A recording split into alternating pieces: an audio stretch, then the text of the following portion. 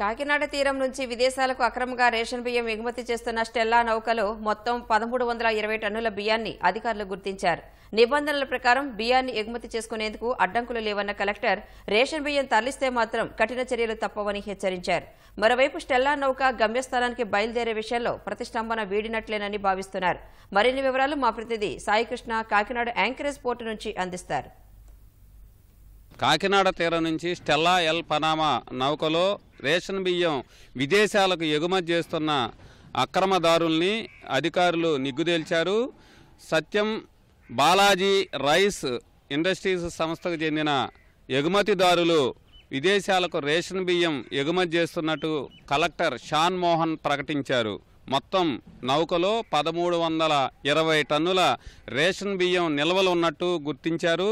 దీనికి సంబంధించి ఆ రేషన్ బియ్యాన్ని నౌకలో నుంచి ఒడ్డుకు చేర్చిన తర్వాత తిరిగి సాధారణ బియ్యంతో నౌకలో నింపి ఆ సామర్థ్యం నింపిన తర్వాత దాన్ని విదేశాలకు పంపించేందుకు అన్ని ఏర్పాట్లు చేస్తున్నట్టు తెలిపారు.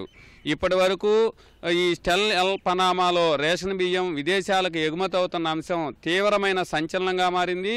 కలెక్టర్తో పాటు ఉప ముఖ్యమంత్రి పవన్ కళ్యాణ్ గత నెలలో కాకినాడ తీరంలో పర్యటించి ఇప్పటికీ కూడా రేషన్ బియ్యం విదేశాలకు ఎగుమతి అవడంపై తీవ్రమైన ఆగ్రహం వ్యక్తం చేయటం, ఆ తర్వాత జిల్లా యంత్రాంగం ప్రభుత్వం స్పందించి ఇక్కడ పూర్తి స్థాయిలో దర్యాప్తు చేపట్టారు.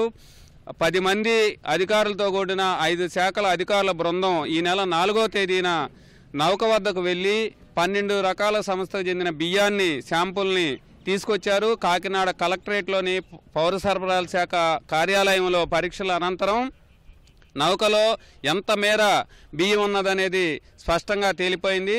గత నెల 27వ తారీఖున కలెక్టర్ షాన్ మోహన్ నౌక వద్దకు వెళ్లి 640 టన్నుల రేషన్ బియ్యం ఉన్నట్టు ప్రకటించారు. తాజాగా మరో 680 టన్నుల రేషన్ బియ్యాన్ని కూడా గుర్తించారు.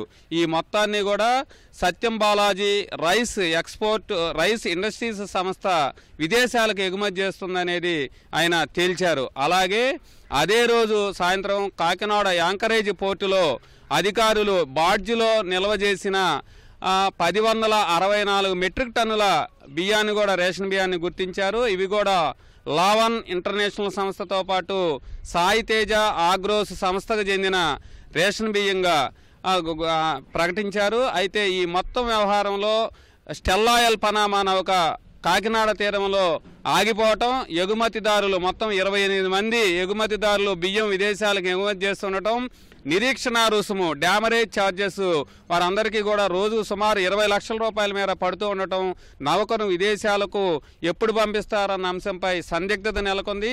తాజాగా కలెక్టర్ ఇప్పటి వరకు రేషన్ బియ్యం ఎంత ఉన్నది నౌకలాన్ని ప్రకటించిన తర్వాత నౌక ఎప్పుడు మరికొన్ని రోజుల్లో ఈ వ్యవహారాలన్నీ పూర్తి చేసిన తర్వాత తన గమ్యస్థానానికి బయలుదేరుతుందని ప్రకటించారు. సాధారణ బియ్యంతో పాటు బాయిల్డ్ రైస్ అలాగే బ్రౌన్ రైస్ ఈ 3 రకాల బియ్యాన్ని కూడా విదేశాలకు ఎగుమతి చేసుకోవచ్చని కూడా తెలిపారు. 1 గ్రాము రేషన్ బియ్యం కూడా దేశ సరిహద్దులు దాటి వెళ్లకుండా పూర్తి స్థాయిలో నియంత్రణ చర్యలు చేపట్టామని కూడా ప్రకటించారు.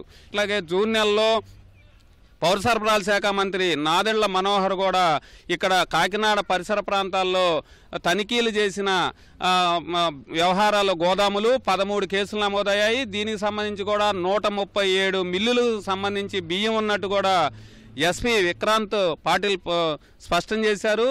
అందులో 89 రేషన్ సంబంధించి మిల్లులు రాష్ట్రానికి చెందినవిగా కూడా ఆయన చెప్పారు.